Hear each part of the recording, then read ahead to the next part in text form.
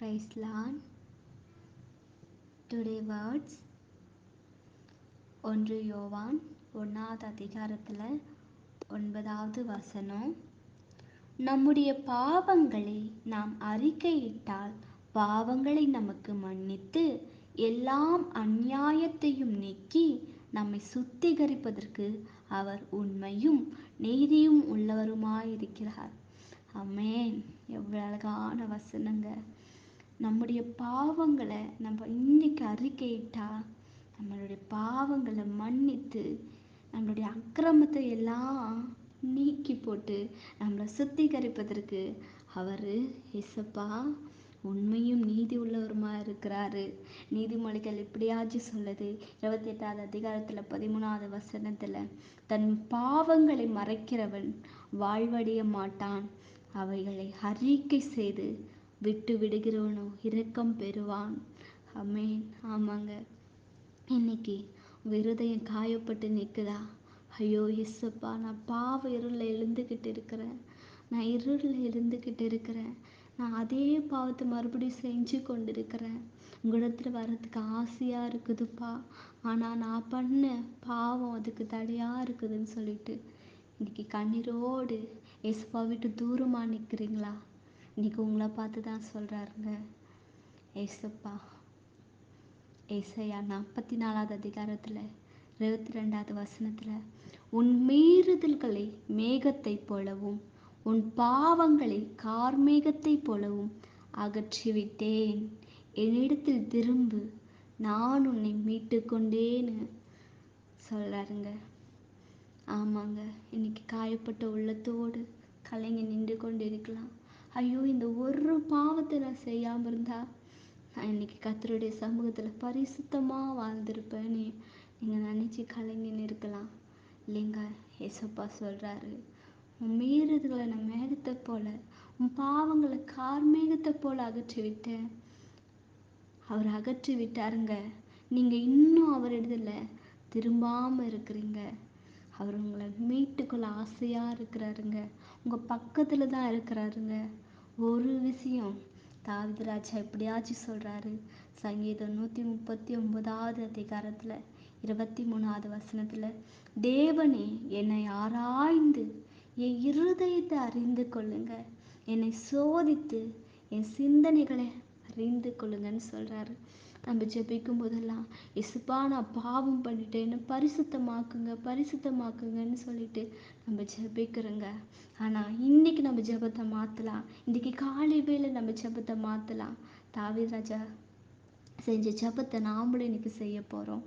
தேவனே என்னை ஆராய்ந்து என் இருதயத்தை அறிந்து கொள்ளுங்கப்பா, என்னை சோதித்து டாடி என் சிந்தனைகள் அறிந்து கொள்ளுங்க அப்பா. என் இருதயத்தில் நான் பாவம் பண்ணியிருந்தா உமக்கு எதிராக அப்பா நிறைய பாவம் பண்ணிட்டேன் அப்பா. என் சிந்தனையில் நிறைய பாவம் பண்ணிட்டேன், என் கண்கள் நிறைய பாவம் பண்ணிச்சு அப்பா. அது நீங்கள் அறிந்து கொள்ளுங்க அப்பா. வேதனை உண்டாக்கும் வழி என்னிடத்தில் உண்டோ என்று பார்த்து என்னை நித்திய வழியில் நடத்துங்கப்பா. அப்படி ஒரு ஜெபத்தை இன்னைக்கு நீங்கள் செய்வீங்கன்னா கர்த்தர் கண்டிப்பாக அவங்க ஜெபத்தை கேட்பாரு. தாவீது ராஜா எப்படியாச்சும் வேதனை உண்டாக்கும் வழி என்னிடத்தில் உண்டோ என்று பார்த்து நித்திய வழியில் அவரை நடத்த சொல்கிறாருங்க. இன்னைக்கு நீங்களும் நிறைய பாஸ்டர் கிட்ட போய் ஜெபிச்சுட்டு இருக்கலாம். நிறைய மனுஷர்கள் போய் உங்கள் பாவத்தை செஞ்சுட்டேன் பாஸ்டர், ஐயோ இப்படி நான் பண்ணிட்டேன், இதுக்கு மன்னிப்பு இருக்கா, நான் மறுபடியும் பரிசுத்தம் ஆக முடியுமா, நிறைய மனுஷர்கள் போய் ஷேர் பண்ணியிருக்கலாம். இல்லைங்க, மனுஷர்கள் இன்னைக்கு ஒரு மாதிரி பேசலாம், நாளைக்கு ஒரு மாதிரி பேசலாம். ஆனால் ஏசப்பா அப்படி இல்லைங்க. ஏசப்பா கண்டிப்பாக அப்படி இல்லை. உங்கள் பாவங்களை அவர் மன்னிக்க அவர் உண்மையும் நீதி உள்ளவருமா இருக்கிறாரு. இன்னைக்கு உங்களை தான் அவர் மீட்டு கொண்டு இருக்கிறாரு. அவர் இடத்துல திரும்பும்படி உங்களிடத்துல இந்த வார்த்தை மூலமாக பேசி கொண்டு இருக்கிறாருங்க. இந்த காலை வேளையில் பேசி கொண்டு இருக்கிறாருங்க. ஆமாங்க. இன்னைக்கு உங்கள் இருதயத்தில் கை வச்சு தாவீது ராஜா எப்படியாச்சும் ஒரு ஜெபத்தை செஞ்சாரோ அதே ஜெபத்தை இன்னைக்கு நீங்கள் செய்யுங்க. கர்த்தர் உங்கள் பாவங்களை கண்டிப்பாக மன்னிப்பார். கர்த்தர் உங்கள் அக்கிரமங்களை எடுத்து போற்றுவார். இன்றையிலிருந்து உங்கள் இருதயத்தை கர்த்தர் பக்கமாக திருப்புங்க. இன்றையிலிருந்து இருள் இருந்தது போதுங்க, பாவத்திற்கு அடிமைப்பட்டிருந்து போதுங்க. பரிசுத்தமான இயேசப்பாவை, பரலோக ராஜ்யத்தை சதந்திருக்கும்படியாக உங்கள் அழைத்த அழைப்பு வீண் போகக்கூடாதுங்க. இந்த வார்த்தை மூலமாக இயேசுப்பா அவங்க கூட பேசுகிறாரு. இந்த தஜாப் மினிஸ்ட்ரி மூலமாக இயேசுப்பா அவங்க கூட பேசி கொண்டிருக்கிறாரு. God bless you all. நாளைக்கு ஃப்ரைடேலேருந்து 4:30லேருந்து 5:30 வரைக்கும் ப்ரேயர் ஸ்டார்ட் பண்ணலான்னு இருக்கிறோம். எல்லாரும் அதிகாலையில் கர்த்தரை முதலாவது மணி நேரத்தை கர்த்தருக்கு கொடுக்கலாம். அவரோடு இணைந்திருக்கிற அந்த நாளெல்லாம் முழுசாக சந்தோஷமாக இருக்கும். அதிகாலையில் அவர் நம்மளை திருப்தியாக்குவார். அதிகாலையில் தேடுகிறவர்கள் அவரை கண்டடைவார்னு சொல்லியிருக்காரு. ஆமாங்க, நம்ம ஃப்ரைடேலேருந்து நம்ம ஜெபத்தை இன்னும் அதிகமாக கர்த்தர் கூட நம்ம டைம் ஸ்பெண்ட் பண்ண போகிறோம்.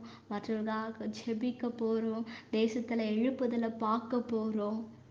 ஆமாங்க, அழைக்கப்பட்டவர்கள் அநேகர், தெரிந்து கொள்ளப்பட்ட சிலர், அந்த சிலரில் நீங்களும் இருக்கீங்க. God bless you all. கண்டிப்பாக எல்லோரும் ப்ரேயர் மீட்டிங்க்கு வாங்க. கர்த்தர் உங்கள் தேவைகள் எல்லாரும் சந்திப்பார்.